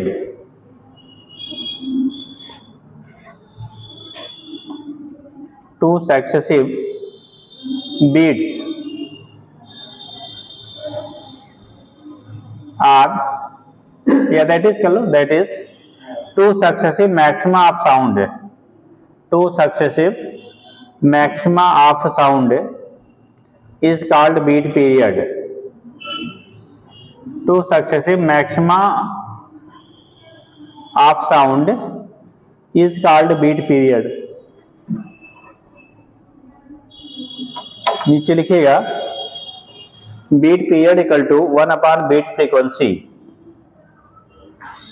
beat period equal to 1 beat क्या फ्रीक्वेंसी। और बीट फ्रीक्वेंसी जो होता है दोनों के फ्रीक्वेंसीज के डिफरेंस के क्या होगा, बराबर होता है। जो भी हमारे वेव्स हैं जो उनमें बीट्स जनरेट हो रही है उनका जो बीट है उनमें उनके फ्रीक्वेंसीज के डिफरेंस को हम लोग बीट फ्रीक्वेंसी कह लेंगे, ठीक है। तो T equal to 1/N1 difference N2, उसी का नंबर आप बीट्स कह लोगे बेटा।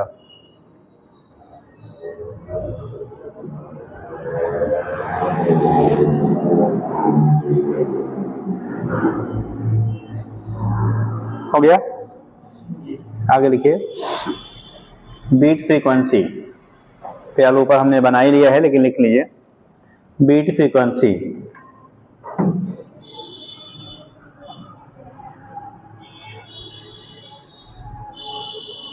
लिखिए the number of beat produced per second,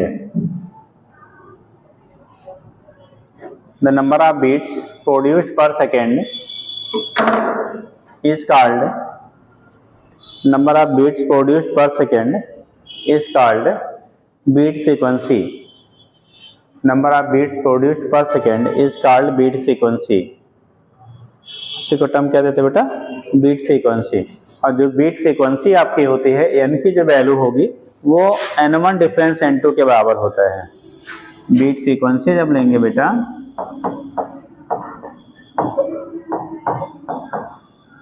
एक क्यू है beat frequency n equal to N1 difference N2, sorry N1 difference N2 के बराबर होता है। मतलब दोनों में से जिसकी भी हाई वैल्यू होगी उसमें से लो वाले को हम लोग माइनस कर लेते हैं, ठीक।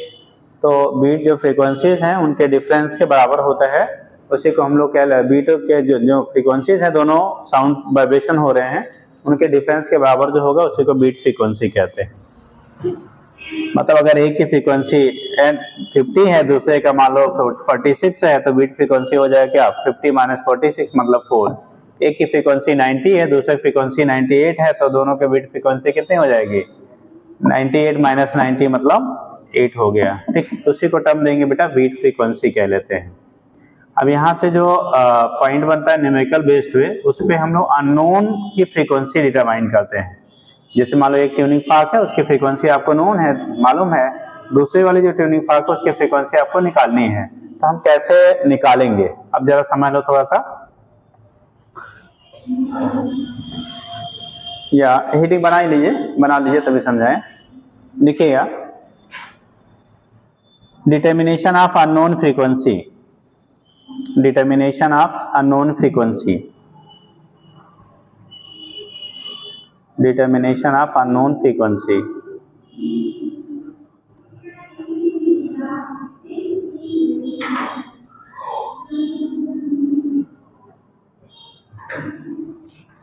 सुनना जरा,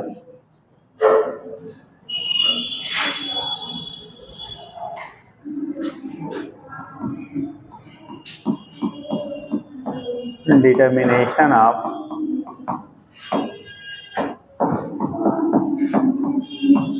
unknown frequency, determination of unknown frequency, ठीक। अब कंडीशन इसमें क्या होता है बेटा, अगर दो हमारे मान लो ट्यूनिंग फार्क गिवन है,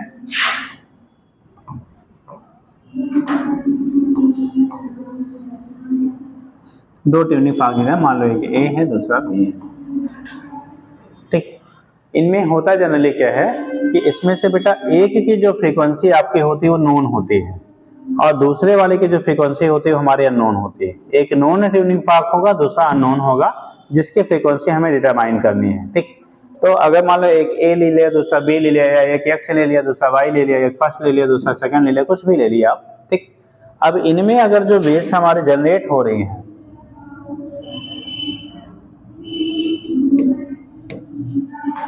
मान लो इस तरह से यहां से वाइब्रेशन से डेवलप हो रही हैं, ऐसे यहां से भी डेवलप हो रही होंगे। अब मोबाइल टावर वाला का सिंबल देखते हो ना, तो उस टाइप का समथिंग वाइब्रेशन वहां से डेवलप हो रही हैं। मान लिया इसमें से एक नोन है, क्या है, नोन है, और दूसरा कैसा है बेटा, अननोन है। एक नोन है, दूसरा अननोन है। अब अगर एक नोन है, दूसरा अननोन है, तो उसमें से हमेशा आपको क्या दिया रहेगा, नंबर ऑफ बीट्स दिए रहेंगे, यानी बीट कितने प्रोड्यूस हो रहे हैं वो वैल्यू दी रहेगी। अगर इसकी फ्रीक्वेंसी बेटा हमने n1 ले लिया, नोन वाले का सपोज दैट n1 है, और जिसका अननोन का हमें निकालना है उसे कंसीडर कर लिया n2 है। एक n1 है, दूसरे का कितना ले लिया हमने, सपोज किया आपने n2 है, ये अननोन है, इसकी फ्रीक्वेंसी हमें पता नहीं थी। एक हमने n1 ले लिया, दूसरे का n2। अगर इसमें जो बीट्स जनरेट हो रहे हैं, मान लो यक्स है या n है, जो भी ले लो, अगर नंबर ऑफ बीट्स जो जनरेट हो रहे हैं वो n है या यक्स है, जो भी आप ले लीजिए, क्या ले लें, n की यक्स, एक्स ले लें, चलिए, अरे कुछ ले लो यार, यानी एक्स पी एम, जो आपकी मर्जी है ना, कुछ भी। ठीक, तो उस केस में अगर यहाँ पे आपको बीट फ्रीक्वेंसी जो आपकी है, यानी नंबर ऑफ बीट पर सेकेंड दिया गया हो, ठीक, तो अगर बीट के नंबर आपको दिए गए हैं, तो इस जो अननोन हमारा ट्यूनिंग फॉर्क है, इसकी जो फ्रीक्वेंसी होगी, दो पॉसिबिलिटी मिलती है। एक, जो पहले की फ्रीक्वेंसी है, ठीक, उससे ज्यादा हो, यानी कि n2 की वैल्यू n1 प्लस x हो। मान लो अगर बीट्स आपकी जो नंबर ऑफ बीट्स आपको जो दिया गया है, नंबर ऑफ कितना बीट्स जो दिए गए पर सेकेंड, अगर पर सेकेंड नंबर ऑफ बीट्स आपको जो गिवन है बेटा, ये n x लिया कि n लिया, x ही ले लो, नहीं तो ये n में थोड़ा कंफ्यूजन करेंगे। सपोज दैट x ले लिया, x बीट पर सेकंड यहाँ से जनरेट हो रहे हैं आपके, तो उस केस में दो पॉसिबिलिटी होंगे। n2 की जो फ्रीक्वेंसी होगी वो तो एक पॉसिबिलिटी n1 प्लस x हो, n2 यानी सेकंड जो ट्यूनिंग फॉर्क है, जो नॉन ट्यूनिंग फॉर्क है, उसकी फ्रीक्वेंसी की एक पॉसिबिलिटी है n1 प्लस x हो, क्योंकि नंबर ऑफ बीट जो होता है दोनों के फ्रीक्वेंसी के डिफरेंस के बराबर होता है। नंबर ऑफ बीट्स जो होते हैं बेटा, दोनों के फ्रीक्वेंसी के डिफरेंस से क्या होगा, बराबर होगा। तो अगर n2 माइनस n1 की वैल्यू x हो गया, ठीक, तो n2 की वैल्यू n1 प्लस x के बराबर होगा, यानी कि सेकंड जो आपका नॉन ट्यूनिंग फॉर्क है, इसकी फ्रीक्वेंसी पहले वाले की फ्रीक्वेंसी में नंबर ऑफ बीट्स आप जोड़ लीजिए तब मिल जाए। या दूसरी पॉसिबिलिटी हो सकती है बेटा कि n2 की जो वैल्यू है r करके, ये n1 माइनस क्या हो, क्योंकि हमें ये नहीं बोला गया है कि सेकंड की फ्रीक्वेंसी हाई है या लो है, ये बोला गया है कि अगर दो ट्यूनिंग फॉर्क है, एक नोन है जिसकी फ्रीक्वेंसी n1 है, दूसरी अननोन है जिसको हमने कंसीडर कर लिया, उसकी फ्रीक्वेंसी मान लो n2 होगा, और उस n2 की वैल्यू फाइंड करना है, लेकिन आपको नंबर ऑफ बीट्स जितना जनरेट हो रहे पर सेकंड वो आपको दिए गए हैं। ठीक, यानी बीट के नंबर आपको गिवन है, तो उस कंडीशन में जब हम लोग निकालेंगे क्या चीज, इनकी फ्रीक्वेंसीज, यानी कि अगर आपको निकालना है सेकंड अननोन वाले का, तो दो चांसेस हमारे पास हो गए, या तो उसकी वैल्यू पहले वाले से x ज्यादा होगा, या तो पहले वाले से x कम होगा। दो पॉसिबिलिटी, या तो पहले वाले से x ग्रेटर या पहले वाले से x स्मॉलर, क्योंकि तभी उतने बीट होंगे। जैसे मान लो दो लोग खड़े हो जाओ भैया, तुम बराबर हाइट वाले हो या डिफरेंस वाले हो, खड़े हो जाए, ये सेम सेम तो नहीं हो जी, कोई लार्ज डिफरेंस वाला खड़ा हो जिनमें गैपिंग ज्यादा हो, बैठो बैठो, ऐसा जो मतलब दिखे दूर से, खड़े हो आप दोनों, बराबर वाले हो क्या अलग अलग वाले हो, खड़े जी, अरे मारो एक थप्पड़ उसको, खड़े हो, अरे तो पैर टूट गया तुम्हारा, ये बराबर है, बैठो, काम के नहीं निकले, हाँ खड़े बेटा, ये थोड़ा डिफरेंस दिख रहे हैं ना, ये दो डिफरेंसेस हैं। हमने बोल दिया इनकी लेंथ 5 फीट 6 इंच है, बोला इनके लेंथ का डिफरेंस जो है वो 2 इंच का है, कितने का है, 2 इंच का है। अब 2 इंच का डिफरेंस बोला गया, कौन बड़ा कौन छोटा नहीं है, ठीक, तो पॉसिबिलिटी होगी या तो ये 2 इंच बड़े होंगे या तो 2 इंच से क्या होंगे, छोटे होंगे। अब बड़े हैं कि छोटे हैं, अब उसको क्राइटेरिया या तो सामने दिख रहे हों या तो फिर क्या हो, उनकी क्राइटेरिया में प्रॉपर्टी दी है भाई इनके कपड़े इतने नंबर लगते हैं, इनके इतने नंबर लगते हैं, इनका पैंट इतना नंबर लगता है, इनका इतना नंबर लगता है, कुछ क्राइटेरिया होगा तभी हम लोग निकाल सकते हैं। कैसे पता चल जाएगा भाई क्राइटेरिया होना चाहिए बेटा ना। तो वही चीज हम लोग यहाँ से फाइंड आउट करेंगे लोडिंग और वैक्सिंग के बेस पे। बैठो ठीक, तो उसी को हम लोग क्या मतलब दोनों पॉसिबिलिटी हो सकती है कि सेकंड पर्सन उनसे 2 इंच बड़ा हो या 2 इंच छोटा हो। ठीक, तो यहाँ पे कंडीशन क्या होगा कि यहाँ पे हम लोग कैसे पता करेंगे, ये तो हमारी पॉसिबिलिटीज हुई ना कि n2 की वैल्यू या तो n1 प्लस x होगा या तो n2 की वैल्यू n1 माइनस x होगा। अब केस क्या होगा बेटा कि n2 की वैल्यू n1 प्लस x होगा कि n2 की वैल्यू n1 माइनस x होगा। यहाँ से इसको डिटरमाइन करने के लिए हम लोगों ने अभी वैक्सिंग और फाइलिंग टर्म्स बताया था उसी का बेटा यूज करते हैं, उसी का क्या करेंगे यूज करेंगे। ठीक, अब जरा जल्दी से समझ लो ना तो फिर आज ये खत्म होना है, लास्ट पॉइंट ही चल रहा है। ठीक, तो कंडीशन क्या आपका होगा यहाँ पे कि अगर आपने मान लो वैक्सिंग कर दिया, हमने जो अननोन वाला था उसकी अगर आपने वैक्सिंग कर दिया, अब यहाँ पे दोनों का कर सकते हैं आप, नोन वाले का अननोन वाले का, एक को हम लोग सेम रखेंगे, दूसरे वाले की वैक्सिंग या फाइलिंग करते बेटा। दूसरे वाले क्या करेंगे, फाइलिंग या वैक्सिंग। आपको बोला था, खड़े हो जाए बेटा, फाइलिंग करने पे फ्रीक्वेंसी बढ़ती है कि घटती है, हाँ बढ़ती है।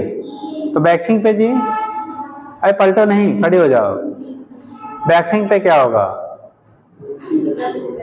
हाँ अभी समझाया सोचते कि वैक्सिंग करने पे क्या होगा, फाइलिंग करने पे क्या होगा। तो वैक्सिंग पे क्या होगा, फ्रीक्वेंसी बढ़ेगी। तो फाइलिंग पे जी, वैक्सिंग पे बढ़ेगी और फाइलिंग पे घटेगी जी। पका के कान दोनों मारो, हाँ है ना, अभी बताया ना भाई वैक्सिंग करने पे फ्रीक्वेंसी घटती है, फाइलिंग करने पे बढ़ती है, बोला था टिक कर लेना, लिखाया था ना, तो कब दिमाग में घुसेगा तुम लोग के, हैं बैठो। तो उसमें क्या करते हैं बेटा कि अगर हमें निकालना है तो कैसे हम लोग निकाल सकते हैं। अब या तो आप वैक्सिंग कर दो या तो लोड क्या कर दीजिए, फाइलिंग कर दीजिए। एक प्रांत को, एक ट्यूनिंग के प्रांत को क्या करिए, या तो वैक्सिंग कर दीजिए या तो लोडिंग कर दीजिए। ठीक है, जो आप चाहे वो नोन वाले को करिए चाहे किसको करिए अननोन, लेकिन ध्यान रखेंगे नोन करेंगे तो कहानी दूसरी बनेगी, अननोन करेंगे तो कहानी दूसरी बनेगी, लेकिन रिजल्ट दोनों से सेम मिलेगा। तो दोनों से रिजल्ट क्या होगा, सेम मिलेगा। अब जरा सुनना, हम लोगों ने क्या किया कि अगर ये n1 था ये n2 था, समझ ले, एक बार समझ में आ जाएगा गलती नहीं होगी, और नहीं समझ में आएगा तो पक्का गलत ही होता है यार। ठीक, दोनों चीजें हैं, समझ में आ गया तो नहीं गलत होगा, नहीं समझ में आएगा तो कुछ भी आप तुक्का मार देंगे। ठीक, देखो आप इतना पॉइंट खाली याद रखना, फाइलिंग करेंगे तो फ्रीक्वेंसी, जिसकी फाइलिंग करेंगे उसकी फ्रीक्वेंसी बढ़ जाएगी, वैक्सिंग करेंगे तो जिसकी वैक्सिंग करेंगे उसकी फ्रीक्वेंसी घट जाएगी। ठीक, हमने क्या किया, अगर सेकेंड ट्यूनिंग फार्क, अननोन ट्यूनिंग फार्क की हमने फाइलिंग कर दिया, ठीक, क्या कर दिया, फाइलिंग कर दिया। अब फाइलिंग करने पे क्या करने पे, फाइलिंग करने पे अगर इन दोनों का जो नंबर ऑफ बीट्स था वो बढ़ रहा हो, फाइलिंग करने पे नंबर ऑफ बीट्स जो प्रोड्यूस हो रहे हो पहले की तुलना में क्या हो रहे हो, बढ़ रहे हो, तो इसका मतलब ये हो गया कि जो अननोन ट्यूनिंग फार्क है उसकी फ्रीक्वेंसी नोन वाले से पहले ज्यादा थी। क्या थी, ज्यादा थी। कितने लोग इस पॉइंट को समझ पाए हैं, 2 लोग हाथ उठाए खाली, 3, ढाई 3, हाँ कौन 4, चलिए सुन बेटा, बोला गया भाई जैसे इसकी फ्रीक्वेंसी तो पता थी आपको, है ना, इसकी फ्रीक्वेंसी नहीं पता थी। हम एग्जांपल ले लेते हैं, मान लिया n1 की वैल्यू हमारा 250 है, क्योंकि डाटा से ही समझ में आएगा, 250 हर्ट्ज आपको दिया गया है। n2 की वैल्यू हमें क्या करना है, निकालना है। बीट्स जो दिया गया, x की वैल्यू जो दी गई 4 बीट पर सेकेंड दिया गया है, जो बीट्स आपको दिए गए कितने प्रोड्यूस होंगे वो 4 मान लो दिया गया है। तो हमारे पास n2 के लिए 2 कहानी बनती है बेटा, या तो ये 250 में 4 जोड़ दीजिए 254 होगी, या तो 250 में से 4 घटा दो तो 246 होगी, 2 पॉसिबिलिटी हैं। अब कौन वाला है होगा तो एक ही कोई होगा ना, ऐसा नहीं कि 254 भी हो 246 भी हो, या तो 54 होगा या तो 46 होगा। ये नहीं आपका डिसाइडेड है क्या कौन वाला है, वही हमें डिसाइड करना है। उसी को डिसाइड करने के लिए रूल्स होता है बेटा, अगर सेकंड वाले की फाइलिंग किया, बी की क्या किया हमने, फाइलिंग किया, ध्यान रखना, अगर बी की फाइलिंग किया, ठीक, if for B is filed, अगर बी की फाइलिंग आपने किया, ठीक, and number of beats increases, number of beats increases, तो नंबर ऑफ बीट्स है वो इंक्रीजेस, ठीक, तो उसको यक्स डैश जो अब मिल रहा है, मान लो हमारा 8 हो गया, पहले 4 था, अभी कितना हो गया, 8 हो गया, अब बीट हमारा बढ़ के 8 हो गया। अब जरा सुनना बेटा, इसकी हमने फाइलिंग किया, बीटों की संख्या बढ़ गई, या 8 के बजाय हम 6 ले लेते हैं, 8 के बजाय क्या ले लिया हमने, मान लो अब 6 हो गया, अब 6 बीट मान लो जनरेट हो रहे, पहले 4 था। इसका मतलब ये हो गया बेटा कि जो N2 की वैल्यू होगा वो N1 से बड़ा होगा कि N1 से छोटा, N1 से बड़ा कि N1 से छोटा, N2 की वैल्यू इस कंडीशन में, अगर N2 की जो वैल्यू होगी वो बेटा N1 से, N2 की वैल्यू जो होगी वो N1 प्लस लिखें हम x या N1 माइनस लिखें, डिफरेंस बढ़ रहा है, बढ़ाने माइनस लिखेंगे, अच्छा जी, प्लस वाले हाथ उठाओ, तो प्लस वाले, अरे भाई साहब, फाइलिंग करने पे बी का बीटों की संख्या बढ़ेगी घटेगी, खड़े हो जाओ, खड़े हो, अगर आप क्या कर रहे हो, सेकंड की फाइलिंग किया, फाइलिंग करने बीटों की संख्या बढ़ रही है घट रही है,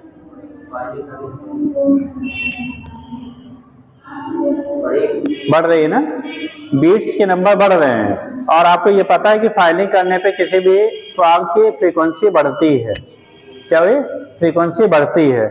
इसका मतलब ये हो गया कि अगर फ्रीक्वेंसी इसकी, अगर इसकी N2 की फ्रीक्वेंसी हमारा 246 होता, मान लो अगर 246 होता, तो उस केस में अगर बढ़ते तो क्या 254 से ज्यादा हो जाता, क्या 250 से ज्यादा हो जाता क्या, ठीक भाई, मान लो 254 था, अगर मान लो आपने 246 था आपका, अब हमने इसकी फाइलिंग करेंगे तो बीट्स हमारे क्या हो रहे हैं, फ्रीक्वेंसी बढ़ेगी, तो बढ़ेगी तो डिफरेंस घटना चाहिए ना भाई, फाइलिंग और वैक्सिंग पे थोड़ा सा अंतर होता है, ऐसा नहीं 20 क्या होगा, बीट्स आपके बढ़ जाएंगे, 20 बीट्स घट जाएंगे, थोड़ा सा चेंजेस आती हैं, ठीक, तो उस केस में क्या होगा कि इनके डिफरेंस की वैल्यू हमारी बढ़ी, कितने यूनिट, पहले 4 था, अभी 2 बढ़ गया, 6 हो गया।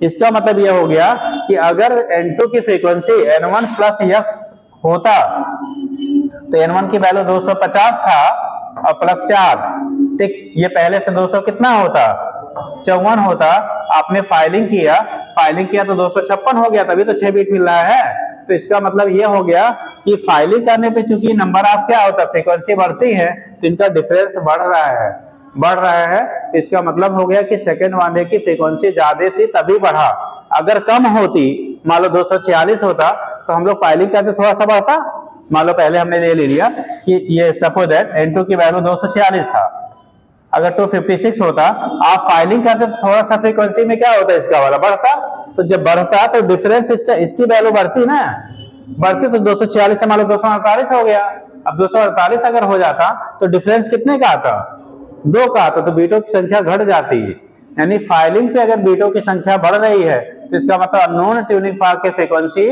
नॉन वाले से ज्यादा होगी, कुछ बुझ पाए, अगर फाइलिंग करने पे नंबर ऑफ बीट्स बढ़ रहे हैं तो अननोन ट्यूनिंग फॉर्क की जो फ्रीक्वेंसी होगी वो नोन वाले से ज्यादा होगी। हम फाइलिंग किसकी कर रहे हैं, अननोन की कर रहे हैं, ध्यान रखिएगा, अगर अननोन के फॉर्क की फाइलिंग करने पे नंबर ऑफ बीट बढ़ रहे हैं तो इसका मतलब अननोन फॉर्क की जो फ्रीक्वेंसी होगी वो नोन वाले से ज्यादा होगी, और ज्यादा होने का मतलब N1 प्लस x, ठीक, ऐसा नहीं जोड़ देना कि 6 है तो 6 जोड़ लेंगे, अरे वो तो बढ़ा है उतना, ओरिजिनल जो फ्रीक्वेंसी थी वो N1 प्लस कितना होगा, x के बराबर। दूसरा, अगर अननोन ट्यूनिंग फॉर्क की वैक्सिंग करने पे, बैठिए, अगर अननोन ट्यूनिंग फॉर्क की वैक्सिंग करने पे उसके बीट्स घट रहे हैं, बीट्स क्या हो रहे हैं, घट रहे हैं। तो घटने का मतलब ये हो गया, इसका मतलब अननोन वाले की जो फ्रीक्वेंसी थी वो नोन वाले से कम थी। जैसे 246 होता, 246 होता, अब मान लो 2 तो बढ़ गया तो 248 हो जाता ना, और जब 48 होता तो इनका बीट कितना होता, 4 से घट के 2 हो जाता। ठीक, तो अगर फाइलिंग करने पे अननोन, वैक्सिंग करने पे अननोन वाले की नंबर ऑफ बीट्स घट रहे हैं तो अननोन वाले की फ्रीक्वेंसी नोन वाले से क्या कम होगी, और अगर बढ़ रही है नंबर ऑफ बीट्स तो अननोन वाले की फ्रीक्वेंसी नोन वाले से ज्यादा होगी। तो ये पॉइंट याद रखना है यार। ठीक है, समझ गए? हाँ लिखवा ही देंगे तो लिखवाएंगे, जल्दी करिए तब लिखिएगा। क्या लिखा है? डिटर्मिनेशन ऑफ फ्रीक्वेंसी ऑफ क्या, अननोन ट्यूनिंग फॉर्क। आप कैसे हम लोग डिटरमाइन कर लेंगे, तो लिखिएगा for determination of frequency, for determination of frequency of unknown tuning forex,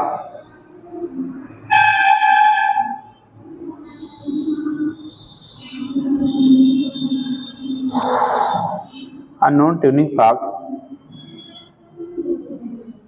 unknown tuning fork, following rules are obeyed।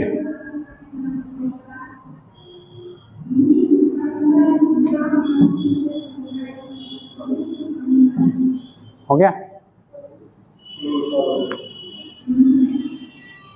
पहला पॉइंट लिखो, if on waxing, if on waxing of unknown fork, if on waxing of unknown fork, if on waxing of unknown fork, the number of beats, पहले waxing बोल रहे हैं ना, number of beats decreases. अगर waxing करने पे, हम waxing बोल रहे हैं बेटा, फाइलिंग नहीं बोल रहे हैं, अभी वैक्सिंग बोल रहे हैं, तब फाइलिंग बोलेंगे। इफ का ऑन वैक्सिंग, क्या करने पे बेटा, if on waxing number of beats decreases, waxing करने पे नंबर ऑफ बीट डिक्रीज कर रहा है। देखिएगा वैक्सिंग बोल, अभी फाइलिंग नहीं बोला है, समझाते समय फाइलिंग को एक्सप्लेन किया था, तो फाइलिंग का उल्टा होगा वैक्सिंग में। If on waxing of unknown tuning fork number of beats decreases, देखिए then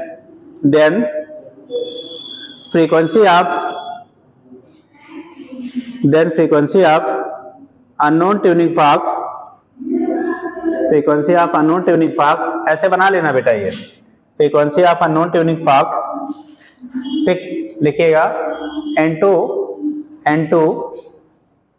frequency of unknown tuning fork, N2 equal to N1 plus x, N1 plus x, पहला पॉइंट। दूसरा लिखिएगा N1 प्लस एक्स। ठीक, दूसरा if on waxing, दोनों waxing कर दे रहे पहले, if on waxing non tuning fork, किसका, non tuning fork, if on waxing non tuning fork number of beats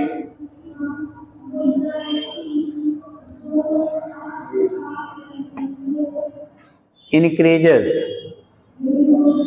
number of beats increases। ये दोनों सेम पॉइंट होते हैं लेकिन अलग करके लिखाया जा रहा है। Number of beats increases, then N2 equal to, नीचे लिखना बेटा, then N2 equal to N1 plus की माइनस N1 प्लस एक्स। अब की बार नॉन वाले को हम लोग वैक्सिंग किया है, अरे लिख लो, अभी फिर से समझा देंगे यार, बेहोश हो रहे हो। N2 equal to N1 plus, यानी ऊपर वाला केस और नीचे वाला, ये दोनों केसेस कैसे हैं, सिमिलर चीजें हैं, कहने के तरीके अलग, एक बार उसको वैक्स किया, एक बार इसको वैक्स किया। दूसरा लिखिएगा, third point, if on filing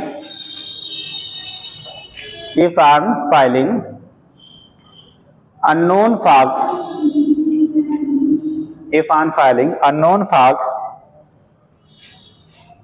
number of beats increases, waxing पे जहां डिक्रीज करेगा, फाइलिंग पे वहां इंक्रीज करेगा। नंबर ऑफ बीट्स क्या हो रहा है, increases. Then N2 equal to कितना, N2 इक्वल टू इंक्रीज कर रहा है, फाइलिंग पे इंक्रीज कर रहा है, क्या होगा, अननोन वाले का फाइलिंग करने पे बीट्स इंक्रीज कर रहे हैं, तो N2 इक्वल टू N1, यही तो समझाया था यार। अगर फाइलिंग हम लोग अननोन वाले का कर रहे हैं और बीटों की संख्या बढ़ रही है, तो इसका मतलब N2 वाला बड़ा होगा तभी तो और बढ़ेगा। देखिए N2 equal to N1 plus X हो गया। दूसरा, if on filing non tuning fog, if on filing non tuning fog, number of beats क्या हो, number of beats decreases, then क्या कहानी बनेगी, डिक्रीज लिखा कि इंक्रीज, डिक्रीज, तो लिखिए then N2 equal to N1 plus X। वहीं बी कर लो, if number of beats decreases, if number of beats, इसके पहले वाले में क्या लिखा था, नॉन वाले के फाइलिंग पे पहले क्या लिखा हो, लिखिए if number of beats increases, then